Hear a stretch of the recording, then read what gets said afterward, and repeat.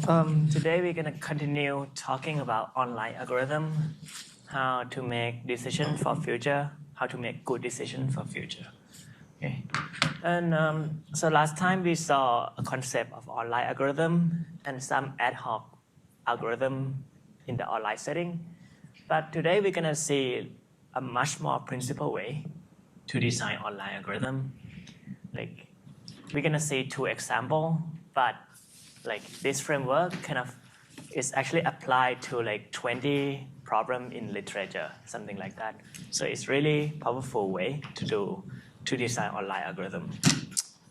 So to start with, I want you to recall the template when we talk about approximation algorithm. Okay. We talk about how to get approximation algorithm based on LP routing. Okay. And if you recall, there were like 4 main steps. Like we just repeat the 4 main steps there. Like repeatedly use this 4 main steps. That is, we first, given any problem, just come up with an integer program that model that problem exactly.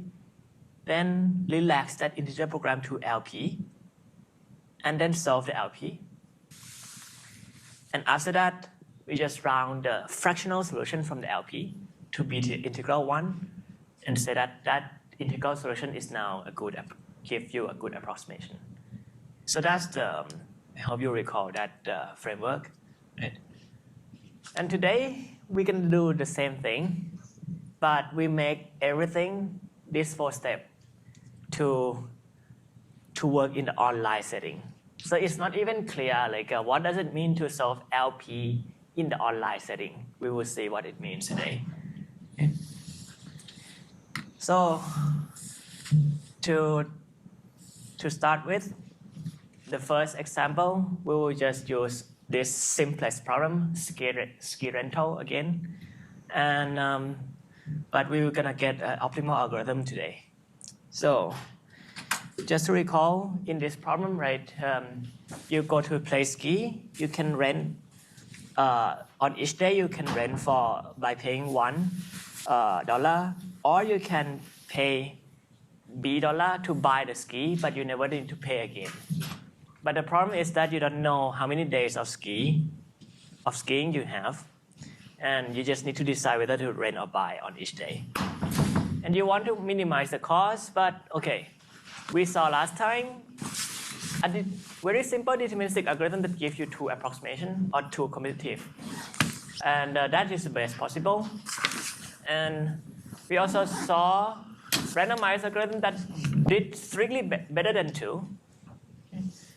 And today we're gonna see this algorithm, E over E minus 1, commutative algorithm. Okay. And that actually is optimal. Okay. So let's see the first main step, right? So the first step is to model the problem as the integer program. And what I would do is just introduce a variable x to indicate whether you want to buy or not. X is 1 or not, 1 or 0. If it's 1, then you buy. And Ci means that you rent on day I or not. Ci is 1 if you rent on day I. Okay. And with this, you can get this, you can model it as the following IP. Okay.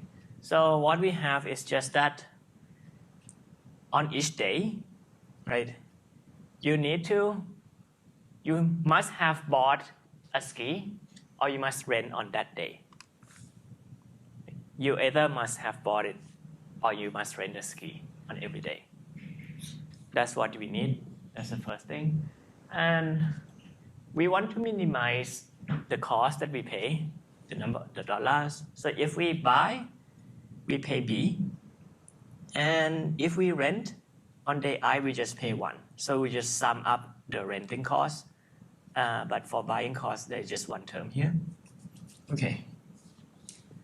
So this is just an integer program, but note that our problem is an online problem, right? And so this static integer program is not really capturing the problem as is. What really happened is that to capture the online aspect of the problem, you should think like you just start like for each day, there will be a new constraint on day one given to you. Next one, if the problem doesn't stop, then there will be a new constraint given to you, and so on. So there will be new constraint that is given to you on each day. And once like you are given the new constraint, you must satisfy it before the next day comes. Okay. And you just don't know when will they stop. Okay. You must keep satisfying the constraint on each day. And moreover, you can only, observe that from this formulation, you can only flip variable from 0 to 1 and cannot flip from 1 to 0. Like if you have decided to rent the ski on day I, you cannot decide later that, okay, on the next day you decide not to rent from something in the past. Okay. So once you have decided to buy something, you cannot revoke that decision. Okay. So with these two, like a special aspect of this IP, I want you to be convinced that now this really captures ski rental problem completely. Okay. One is that you keep getting new constraint and you must satisfy it before you get a new constraint. And you can only flip from 0 to 1. Any question about this?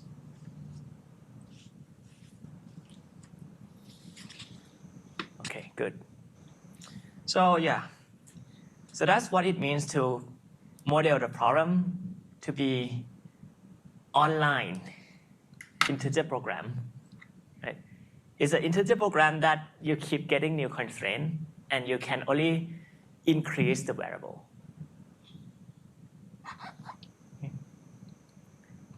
Okay, now let's try to do the second step, which is relax. And there's nothing much that we need to do. I just said that, okay, instead of saying that x and ci is between 0 and 1, it's like either 0 or 1, I just remove this and relax it to be at least 0. And now like the x and ci can be fractional value. And now, yeah, what does it mean to solve this online LP? Again, you will still keep getting new constraint per day in this LP. So that's the same thing like before. Once a new constraint arrives, you must satisfy it. But now the difference is that you can actually now use fractional value, fractional solution. But what I will force, like the constraint that I will force ourselves is that I will only allow you to increase this fractional value, never decrease. Okay. So you might decide to increase x from 0 to 0.1 and then to 0.2 and so on. So you can keep increasing but never decrease. Okay. Might not be clear why we want this, but like it's the natural relaxation, right? Because in the integral version, we just increase from 0 to 1. Now you can just only increase, but fractionally. So that's the constraint that I ensure. Okay. And yeah. And now, like the competitive ratio of, suppose you have a way to solve this online LP. Okay? The way to measure the performance of the algorithm to solve online LP is just to compare the cost at the end, when you force ourselves to satisfy each of the new constraint and only increase the variable, compare this kind of solution with the optimal solution that doesn't have any constraint and see the whole LP from the beginning. Okay. So like that's what it means by like saying that this online LP have good competitive ratio. Okay, question about this? Okay, good. So now the next step, right? The next step is to somehow solve this LP online, this online LP. And once we solve that, we want to route it, want to route the solution. But okay, in our previous class, when we said that we have an LP and we want to solve it, we don't need to do anything there, right? We just, because we said that, okay, we have a black box that can solve LP, and so solve it and get the best fractional solution. Now, this is an online LP and there is no black box for it anymore. So we really need to come up with an algorithm directly that solves this LP. Okay. So let's do it. And how do we solve this online LP that you keep getting new constraint? We will just try to solve it approximately. And the way to solve it is to use like an idea that we have seen in class too, which is to use primal duo method. Okay. So the way to do, like, which in high level, it means that, okay, you have an LP. At the end, you want a primal solution that is good. But what we will do is that we will also construct dual solution. We will maintain both primal and dual solution. And you construct this dual solution so that you can apply the LP duality at the end and argue that your primal solution have good approximate ratio. Okay. So that's the template. And if we want to do that, to follow this scheme, the first thing to do is to derive the dual, right? When we want to do primal dual approach, just derive dual. And I will just explain what is dual. You can check easily that this is a dual. Okay. So what is dual here? So what we do is just that for each of the primal constraint, we create a variable, dual variable y for each day I, yi. And the dual says that what we want to do is to maximize the sum of yi, such that each of the yi is at most 1. And we also need that the sum of yi is at most b. Okay. So that is just a simple LP. Okay. And now, when you say that this primal LP is online, it means that this LPP keep getting new constraint. Then what does it mean? What is the corresponding update to the dual? It would mean that the dual LP keep getting new variable yi. Okay. So that's what the update to the dual LP. Okay. And now, okay. And now we are ready to state the algorithm, the online LP algorithm. And it's this simple. Sure. The algorithm is here. In the beginning, I just set x indicating whether I want to buy or not. Right? X is initialized to be 0. And now on each day, if the next day arrive, if they might stop, but if the next day arrive to me, then I just check if x is less than 1, if I have bought the ski already. If not, then I need to do something. So if not, I need to rent. But now we allow ourselves to do to get fractional value.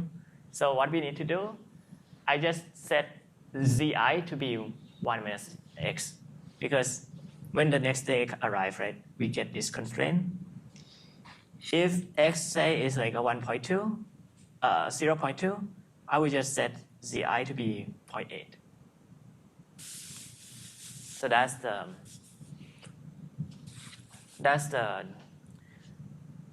what we do. Just to set zi so that we certify the constraint, the new constraint. Okay. And now, okay, I have certified the constraint. The next thing I want to do is that I want to just increase my x a bit, because the longer the time progress, I might think I should have I want to increase the extent to how much I want to buy, right? So I just try to increase my x a bit. How much do I increase x? I will just increase x by this much, and also increase additively by this much, and increase multiplicatively by 1 plus 1 OB. Okay.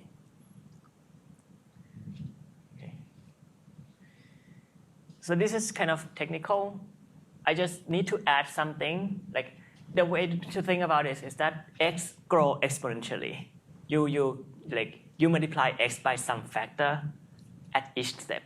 So x should grow exponentially, right? But I need to have this thing just to, because in the beginning x is 0. If I keep multiplying by some factor, x keep becoming 0.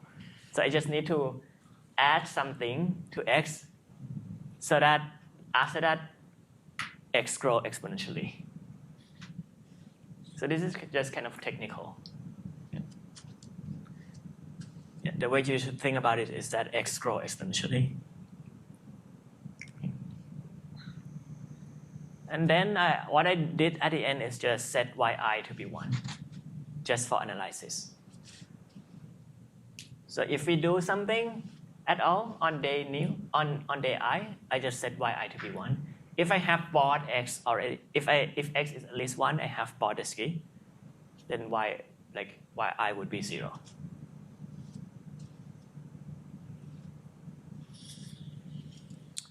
Okay. So might not be clear at all why this is a good algorithm, but question about the description, which is each step, is it clear? Okay, good. So now there will be 3 main steps in analyzing this algorithm. So the first step is that I will just first show that the primal solution is feasible at all time. That is, we certify this thing, the constraint. We certify the constraint for all I. That's the first thing I want to show. So this is just a plan. I will show it soon. Okay, but the plan is to first show that primal solution is feasible. The next thing I will show is that the rate of primal objective that grow, the cost of your primal solution, the change in primal objective compared to the change of dual objective. The change in primal is slow compared to dual. So if your cost in primal increase by something, I claim that the objective of dual must increase by something too, with some slack here.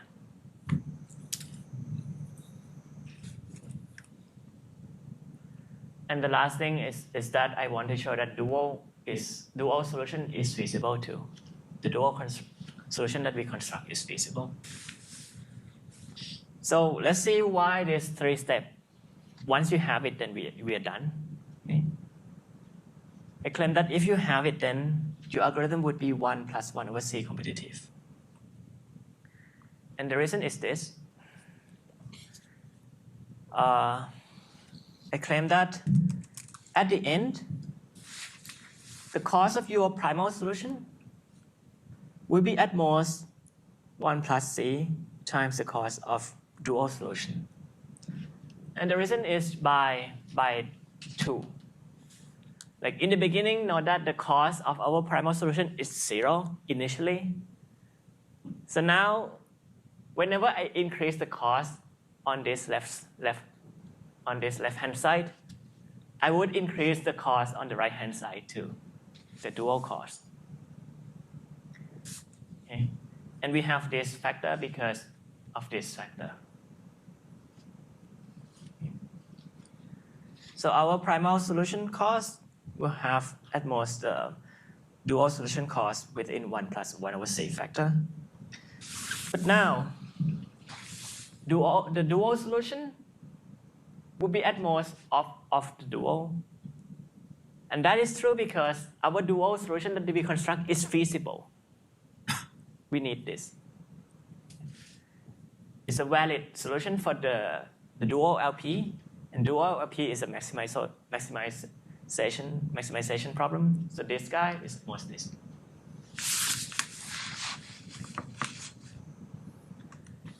And the next thing we just have is that op of dual and primal are the same.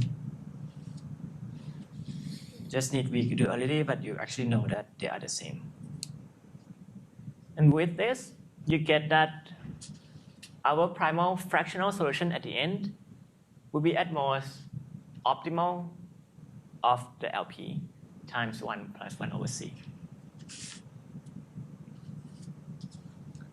So you see, this is like once you get these three things, then we are done. We get some approximation algorithm, and you will choose C later to be the best as you can. Question about this strategy? Okay, so let's do it one by one. So, yeah. I mean, yeah.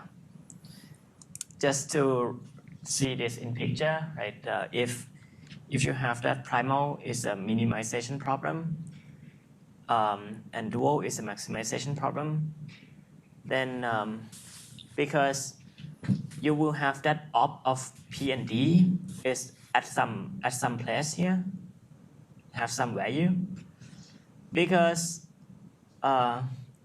your primal solution is feasible, so it must be above this line, and dual solution is feasible, so it must be below this line.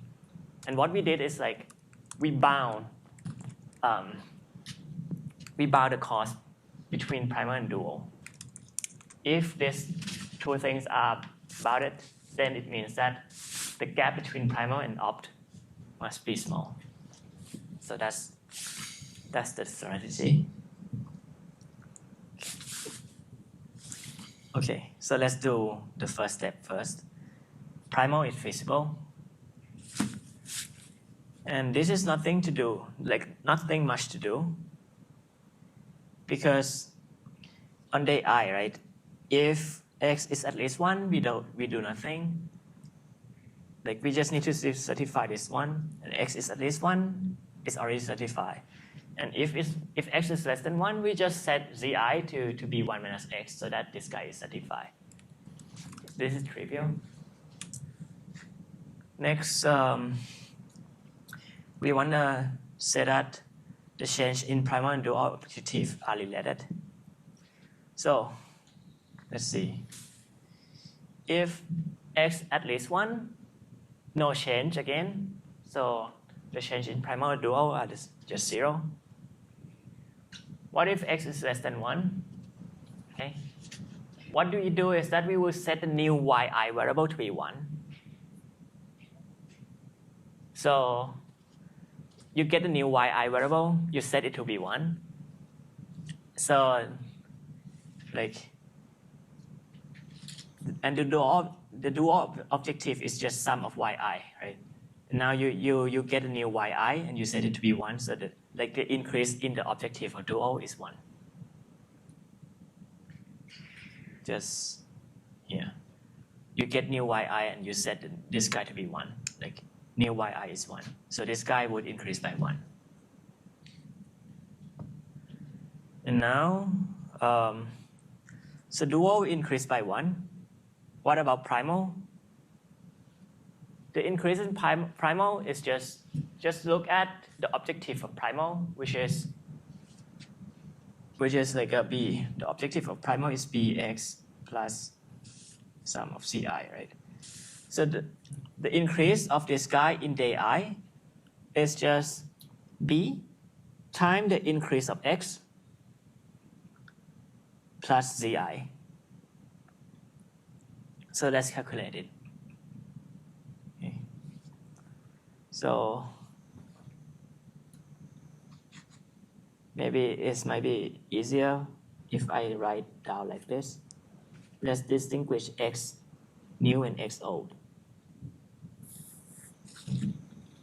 So zi is set to be 1 minus x old.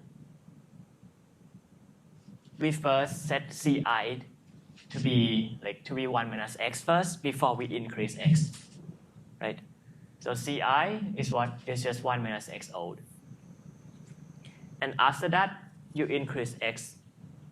So let's see what's the change here. What's the change in x? So we just need to compute. Let's compute. Then this is x old. Okay. So x. Let's compute this guy, which is x new minus x old. It's just this thing. And that is nothing but x old of 1 plus 1 over b cb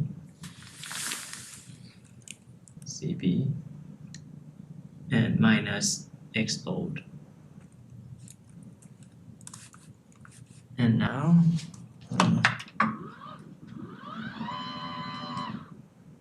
okay, and that is just like you basically cancel this thing out. Okay, and so you get xo over b plus 1 over cb, everything times b, which is just xo plus 1 over c, which is just this thing. And you cancel this thing out, so this is just 1 plus 1 over c. So yeah, like when primal increased by 1 plus 1 over c, dual must increase by at least 1. So you get this thing. All right. Good. Okay. So now the last step is to show that dual must be feasible at any time. And let's just recall this dual LP. And we just need to show that the dual variable that we construct is feasible. And what did we do? How did we construct dual? When you get a new variable yi, you just set it to be 1. So this one is easy. This is trivial. It just satisfied. Okay. But how about this one? Right. That's not clear because you say that okay you just said like you want to say that okay the sum of your y is at most b. Okay. So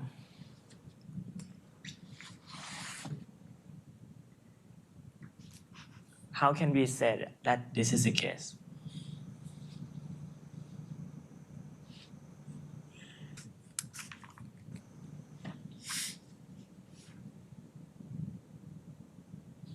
Any idea?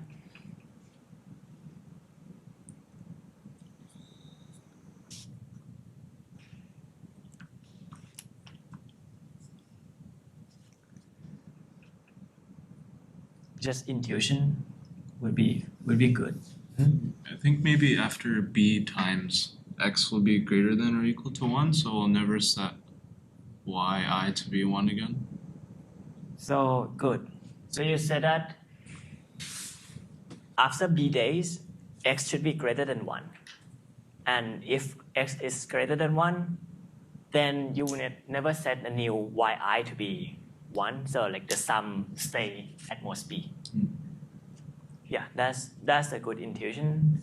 Like, and why do you think that after b days x should be greater than 1 intuitively?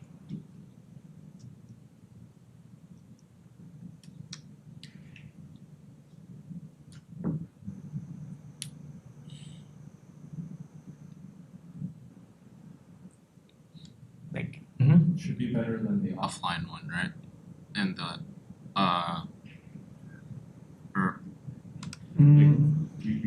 we should buy after renting 8 days.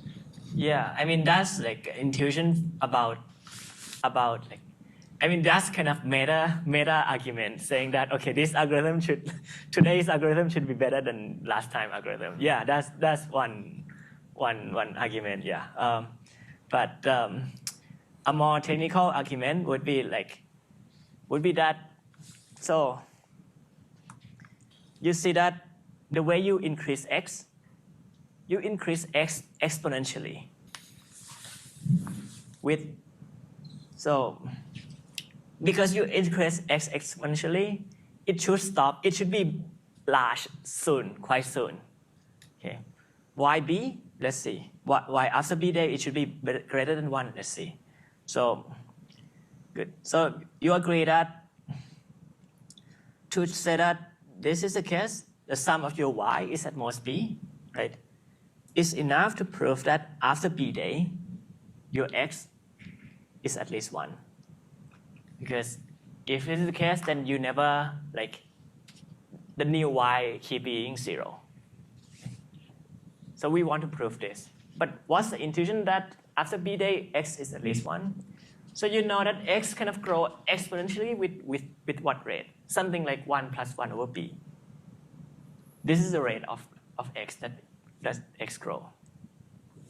So at least intuitively, after b days, right?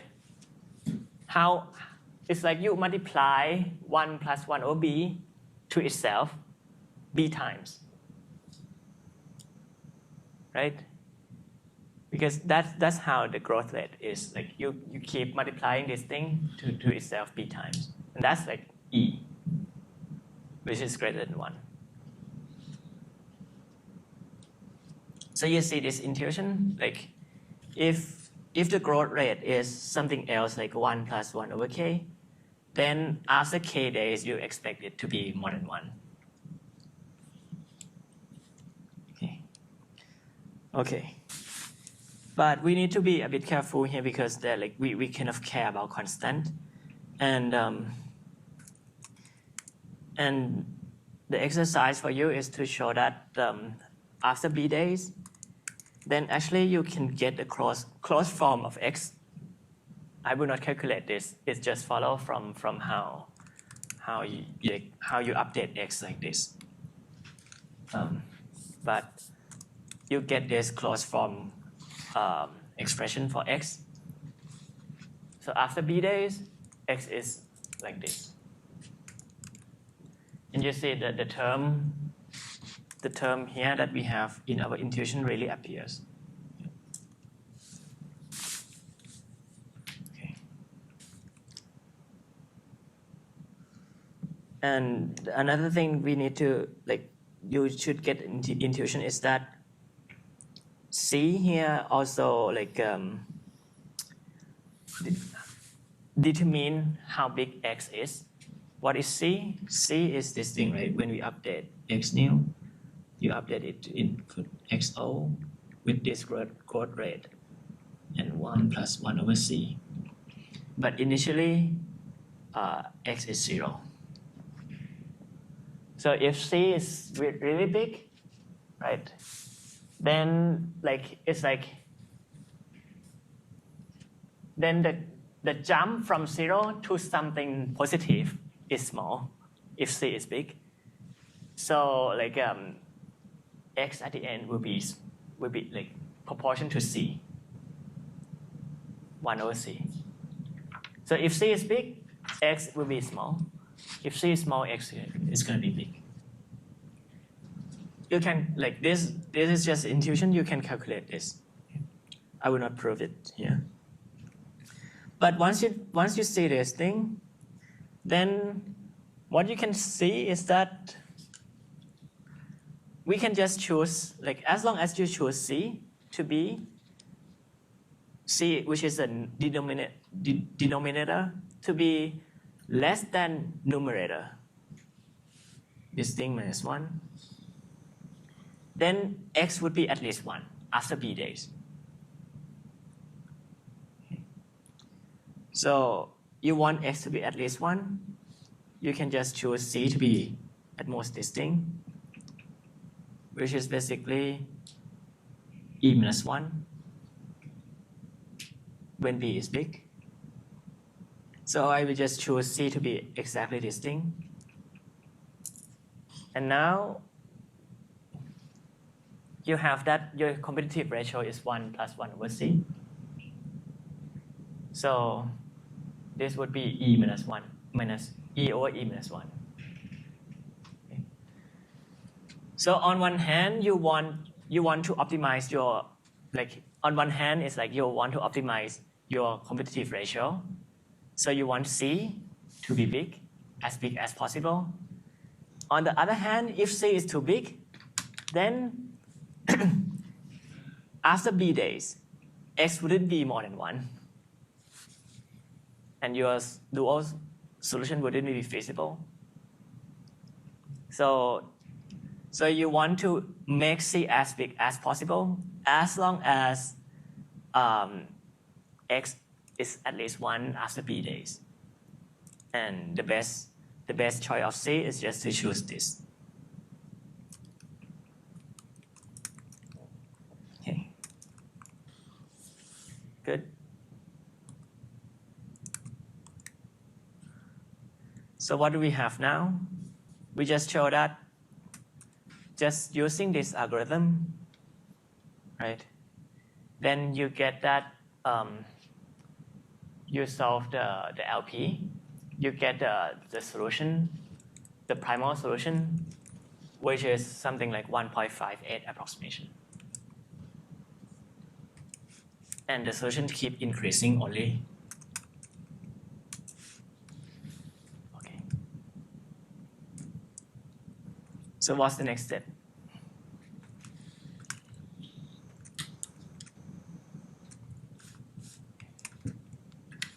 Just say it. Yes. Okay. So now we have this online LP, right? And we have your, like we can solve this LP online. Okay. And X will keep increasing until X is more than 1. So now we want to round. Okay. So how do we round this? What I will do is that let's say that xi is the increase of x at day I. Okay.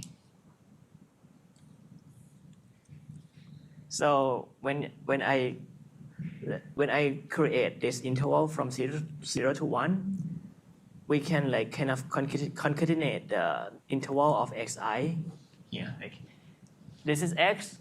After day 1, x increased by this much. After day 2, x increased to this much, and so on. Each of the interval is the increase of x on that day. So the ending point of the last interval xi actually can exceed 1 a bit. Yeah, but doesn't matter too much. Let's say like x4 is this. Exceed the interval a bit. So now the routing scheme is extremely simple.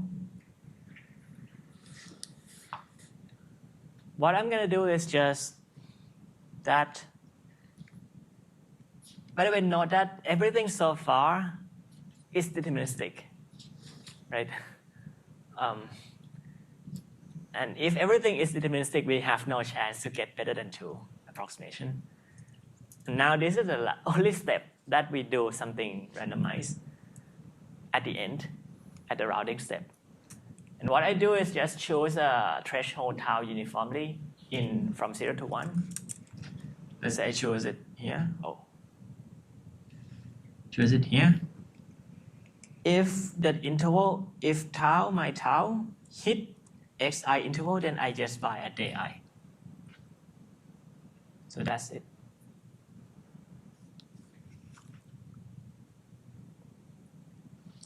Okay. And so note that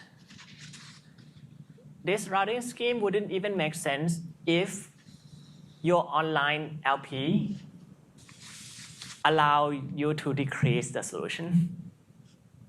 Because here, like, I only increase the solution. I only increase x. That's why xi is a positive number.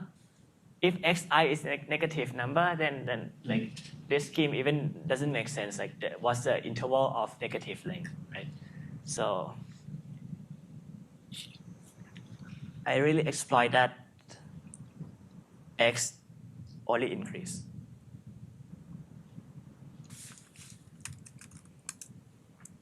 Okay. So that's the routing scheme. What is left is just to compute the expected cost. Okay. So we just keep renting until we buy at day I, when the day I is just the day that this interval hit. This threshold hit the interval. So what's the expected cost? Well, on day I, right? We just need to see that this is the probability, like this is just B times probability that we buy on day I, plus probability that you rent on day I.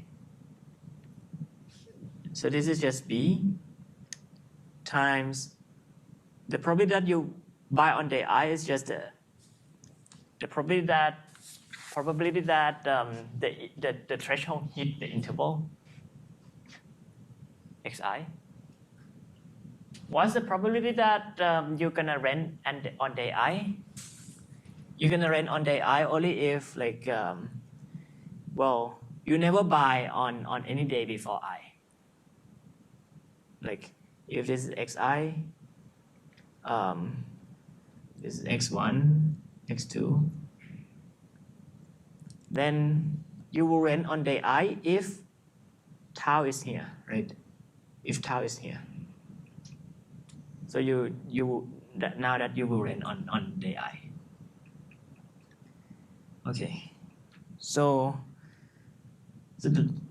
now let's calculate the probability that tau is in xi interval is just xi, right? Because this is just the interval from 0 to 1. And for any interval of length alpha, the probability that when you choose some random number tau, this tau will be inside this interval with probability alpha exactly. So this is just exactly xi.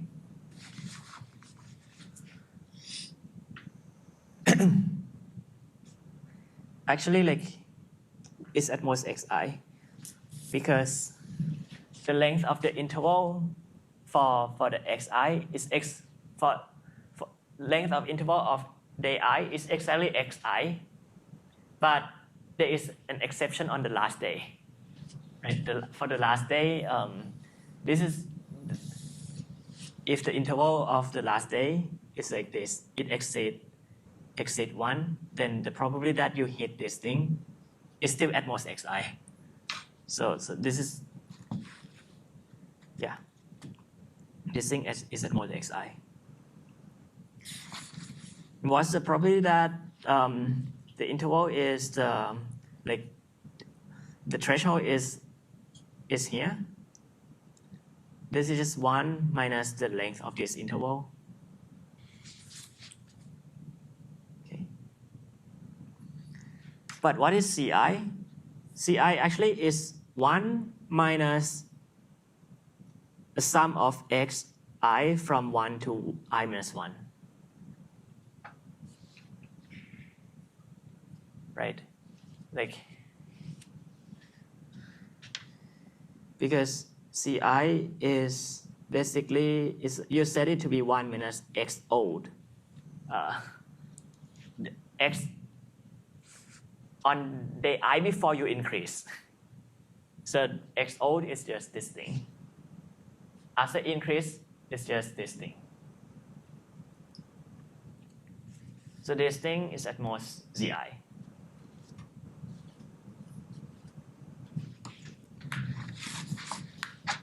Question?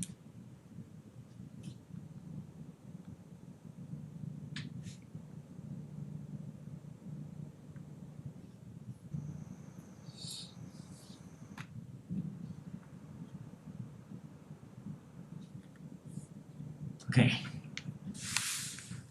So now the expected cost is just a sum of the expected cost on every day, right? Which is sum over all I, bxi plus ci. But the sum of xi is just x, so you get bx here. And this is just a sum of ci. So it means what? It means that the expected integral cost is just at most like your fractional cost, and but this is at most 1.8 something of p. So yeah, like this is a routing scheme such that you don't even lose anything, right? The approximation only come from the LP part. When you round here, the cost, the integral cost is actually at most the fractional cost in the expectation. Okay.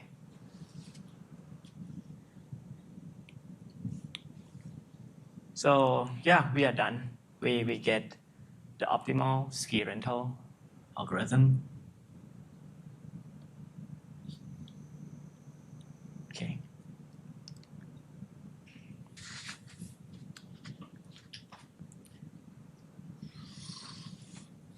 So what did we do?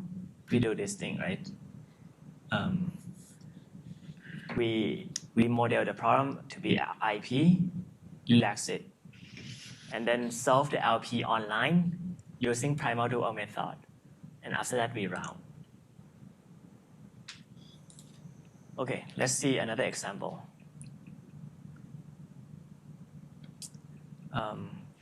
set cover. So you have seen this several times. You have M set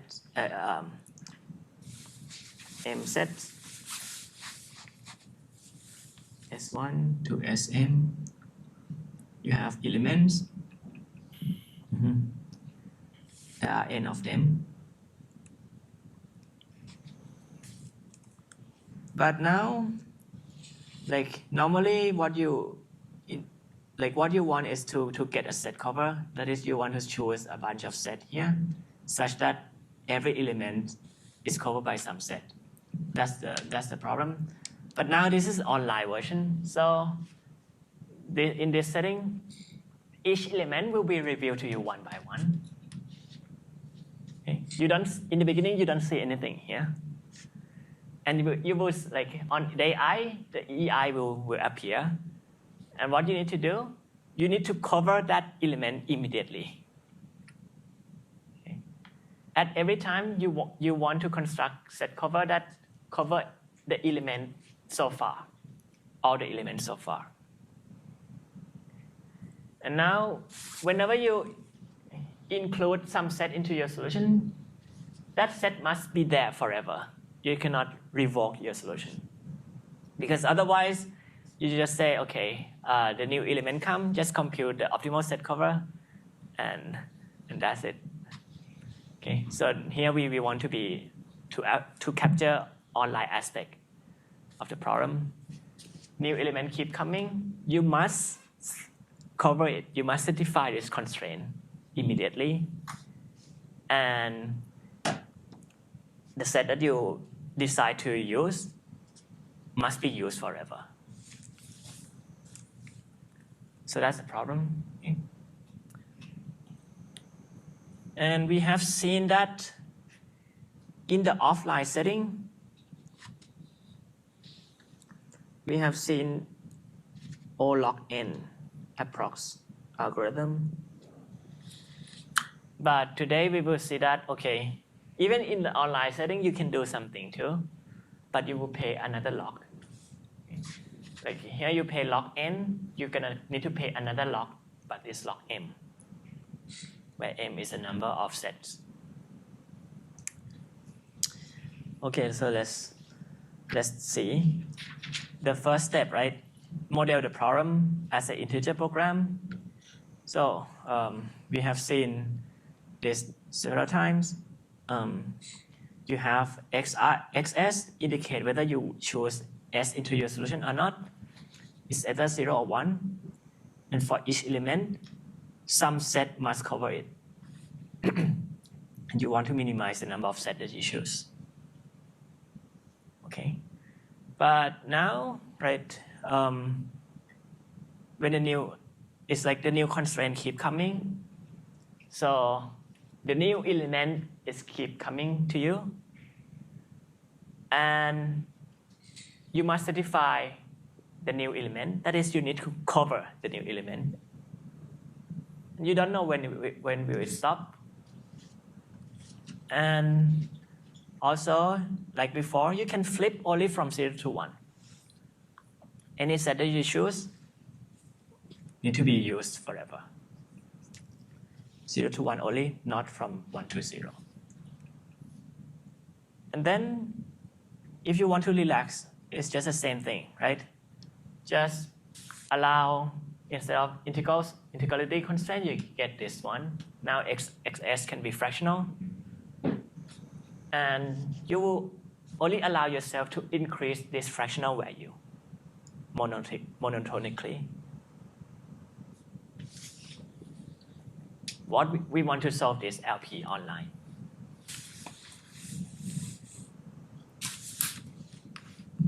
So the next step is just like before.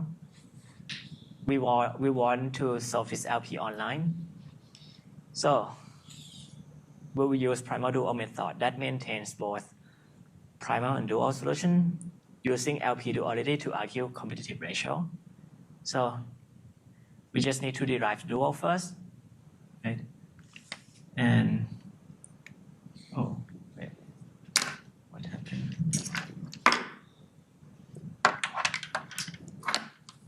Okay.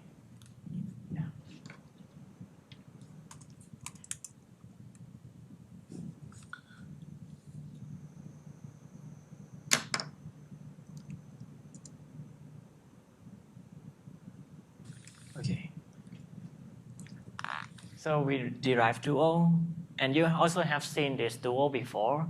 It's like element packing problem, right? You create a variable ye for each constraint e, and what you get is like a problem of maximizing ye, the sum of ye, with the constraint that for each set, the sum of ye is at most 1. The sum of ye in the set is at most 1. So you get like a constraint for packing elements for each set. Like before, this primal LP get a new constraint per day, and the dual LP get a new variable per day. Okay, and now the first thing I want to define is this. I want to define XE. So note that we have this thing, right? We have a set and elements, and each element here connects to several sets. Each of the set have some value xs, xs prime, xs double prime, xs triple prime. So xe here, if now I look at element e, it's just the sum of this x, sum of this, sum of the value of the set on all set that contains it. So you can think of this guy, interpret it as how much E have been covered. If XE is already 1, then you already cover it fully. If not, if X is less than 1, fractionally you need to cover it more. Okay. So now the algorithm, you will see that it's really similar. You kind of grow something exponentially. Okay. So what I will do now is actually start my solution with something which is non-zero. I set xx to be 1 over m for all set. Okay. So there are m set. In the beginning, the fractional cost is 1 in the beginning. And now when new elements arrive, let's say new element arrive, and you will see where it connects to. Okay. Let's say that it connects to this guy. Okay. New element E arrive. I will just check that, okay, if this sum, the sum of the value of the set that contains it, if XE is less than 1, if it is less than 1, then I need to do something. Okay. But if it's at least 1 already, then it's already covered, nothing to do. If it's less than 1, then I will do something. What I will do, I will just look at all the set that contains it. This guy, I want to cover this element E, and what I will do is just double the value of x of the set that contains E. And when I double it, I also increment value of ye by 1.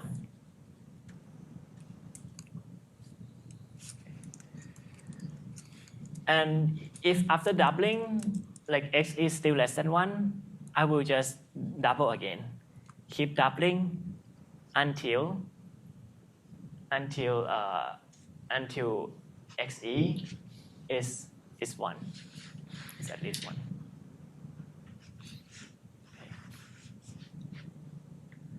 So basically, ye, just count how many times you need to double to cover E. It counts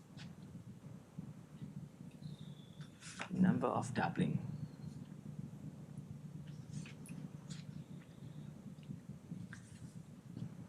So that's the algorithm.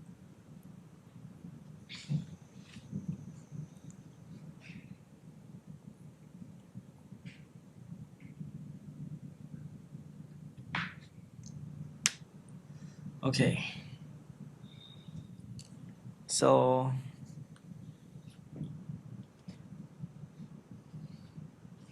good.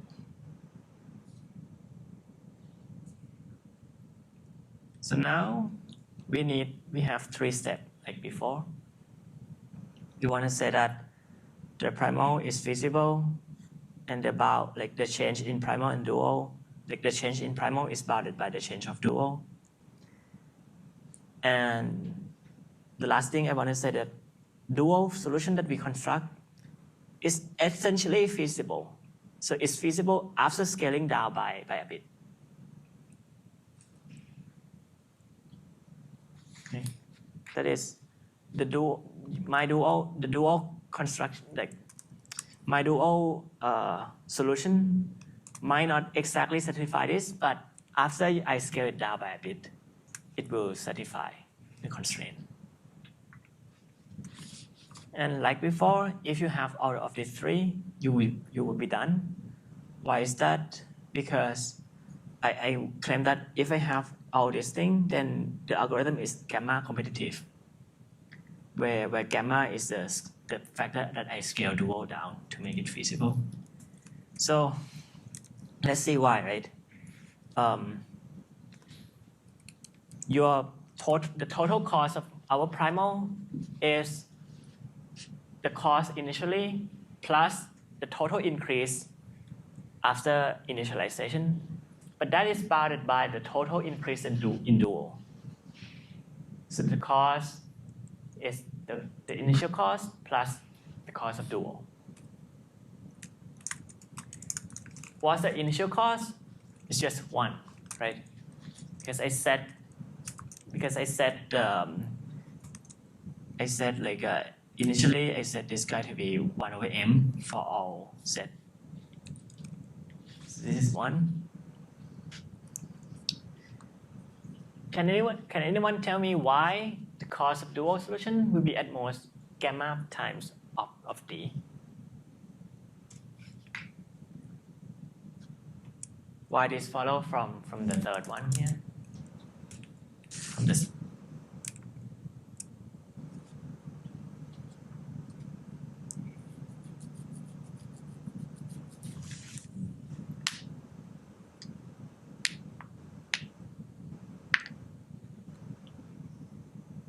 Because the objective of the dual is just the sum of the YEs, and so if you scale down all the YEs by that gamma factor, then the sum also gets scaled down to the same factor. Exactly. So you have what? You have that. Suppose I have dual solution Y, right? And I know that after I scale down by gamma, let's say now YE over gamma for all E in the set. This one would be feasible, so it's at most 1. And so doesn't matter that like doesn't matter too much like the specific form, but so maybe just look at this thing. So YE, right? My solution YE, dual solution YE, is not really feasible because it violates some constraint. But if I just scale it down by gamma, I know that it will be feasible. So it means what? It means that this thing over gamma must be at most of D. Because after scaling is at most opt. So it means that the sum of YE, your dual cost, is at most gamma times opt of D. Okay. Okay, so yeah, dual solution is not feasible, but it's almost feasible. Doesn't make you sad too much. You just pay a gamma factor here. And by LP duality, of D is of P. And an optimal solution is always at least 1. So this is just log of M times of P. Okay. Okay, so that's why you're done. If you have these 3 steps. So can anyone tell me why do we have this first thing from this algorithm? Why the primal solution is feasible?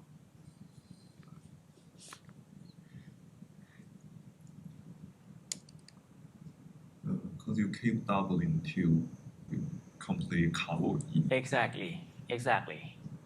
We just keep doubling until we completely cover the element. So our primal solution is feasible at any time.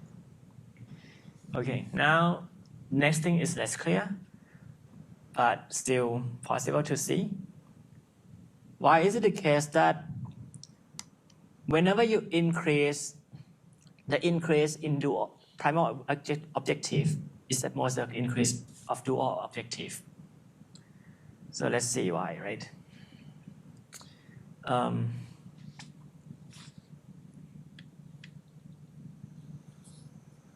So whenever you increase the primal objective, what we do is just we double all the set, the value of all the set that contains the element E. So that is exactly the increase. For every set that contains element E, we double it. So this is the increase. And this is just XE. But XE is less than 1. That's why we double. But whenever we increase this, we just set YE, we increment it by 1. So the increase in dual is 1, but the increase in primal is less than 1.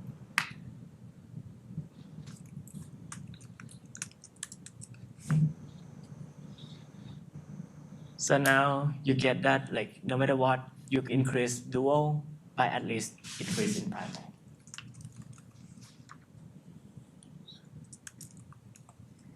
Okay, now last step. Our dual is feasible after scaling by gamma. Okay. I want to prove that the sum of my YE for all set is at most something like log M. If I prove this, then I'm done, right? It means that after scaling by this thing, scaling down by this log, then all the set, all the dual constraint is satisfied. So I need to prove that the sum of YE for all set in the set is at most log M. Okay. So now, observe this.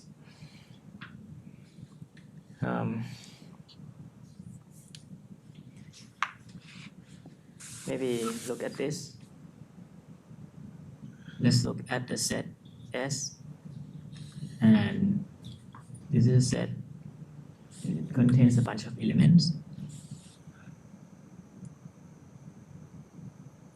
A1.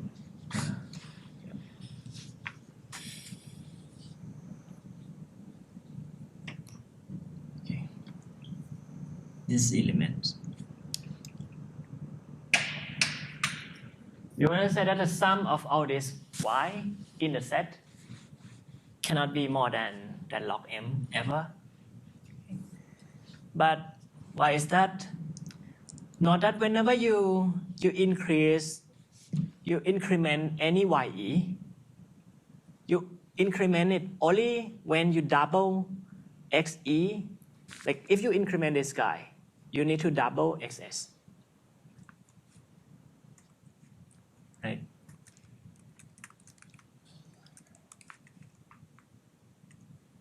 whenever each of this guy increment, you actually like if this guy is in many set, when you increment this guy, you actually double every guy that contains it.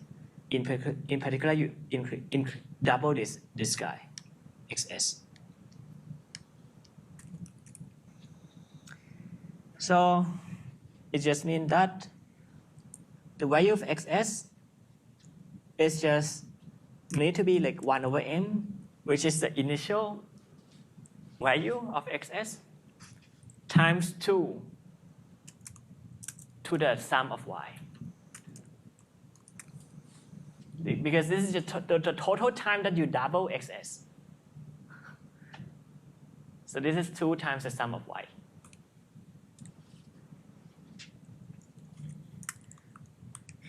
So now you see that, okay, we want to say that this sum here is small. Do you see now intuitively that this sum should be small? Because when this sum is large, x grow exponentially. But when x is big, like let's say more than 1, x must stop. So the sum cannot be too big. So what I mean is that you know that whenever xs is at least 1, right? You never look at it again. You never increase it again. Because if xs is at least 1, even if the new element come and it connects to this guy, this element would be already covered. So you never double xs again. So it will never increase again when xs is at least 1. So you know that xs is at most 2. So this thing is at most 2.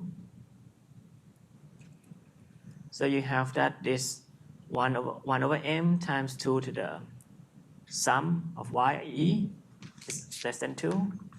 After taking the log, then the sum of ye is at most log m.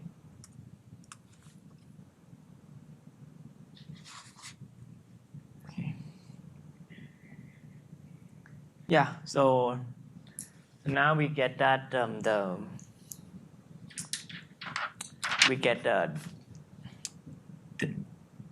the fractional solution online now. That is log m approximate. The last step is to round. So let's round it. And what we will do is just to do something similar to what we have seen.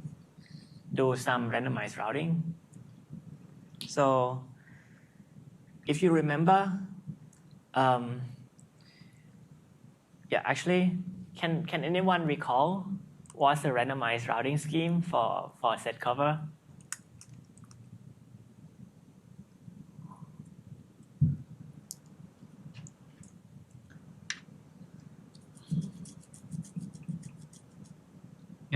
Yeah. Whatever weight you assign a set to, you pick it with that probability. Yeah. You have to do that for many copies to get the probability high. Right. So what we do is like we make copies ti, like t1 up to tk, right? And for each ti, what we do is that a pick s into ti with probability xs. That's what we did. And now, like, the expected cost, the expected size of ti is just gonna be the sum of x, which is basically the cost of your LP, like the cost of your fractional solution. But what we return, but each of the ti here might not be the set cover, if you remember. Like, so what we do is just we return the union of ti. And when you set k to be log n, then this union here will with high probability cover every element. This is just like to refresh your memory. I will not go through the analysis again. But this is in the offline case. Offline set cover. We will do similar thing for online set cover. I will maintain independent copies T1 up to Tk again. And my T is just a union of all Ti. And how do I define Ti? Okay. So for each of the Ti, I will do this. Whenever XS increase by, so note that like you think of XS like this. XS looks like number from 0 to 1, right? It kind of keep increasing from 0 to 1. It might be a bit more than 1, maybe up to 2, but yeah, doesn't matter too much. But whenever xi increase by delta, by some amount, I will just say that, okay, I will include S into my collection with probability delta.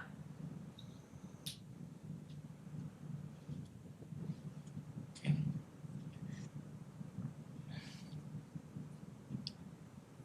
And this is again when I exploit the fact that my LP only increase the variable. Okay. XS can only increase. So it's like when a set, let's say right now at this time, this is my let's say this is my current XS.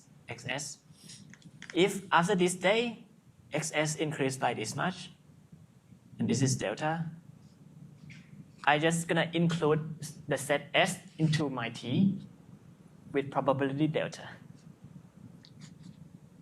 So intuitively, if you do it like this, then you hope that the probability that S is in Ti is just gonna be like XS, right? Whenever this guy increased by this much, I just include it into my set with this probability. So this is your intuition. And it is a correct intuition up to some constant factor, actually. So I claim that at every day you will have this thing. That is XS gonna be inside Ti with probability that is proportion to XS, maybe up to 2 factor. Can anyone see actually, like this intuition is intuitive to you, right? That it's proportion to XS or no? No. So, good. Let's see.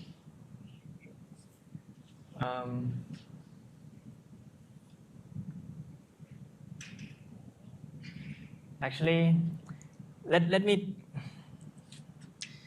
tell you a bit why it's not exactly XS. Because, I mean, imagine that like, I said that, let's say that XS increased by 1/2 and 1/2 2 times, right? Then you would have that, like, if you sum this thing up, now XS is 1. But if you just say that you pick S into your set 2 times with probability half, it's not with probability 1 that S is in your solution. So this is not true, not strictly true. But, okay, I'm out of time. Exercise. Yeah. But you see, once you have this thing, right, you get that you really simulate what happened in the offline setting. Like you have that this thing is within constant factor of XS. So the size of your Ti is just basically the sum of xs, and so everything just follow like before. Okay. Good. Yeah, I might include a proof here, but yeah, you think about it too. So yeah, you see, like we transform ideas about like transfer tools and ideas about LP in offline setting to make it work in online setting. And you will see some more example in your homework. All right, see you next time.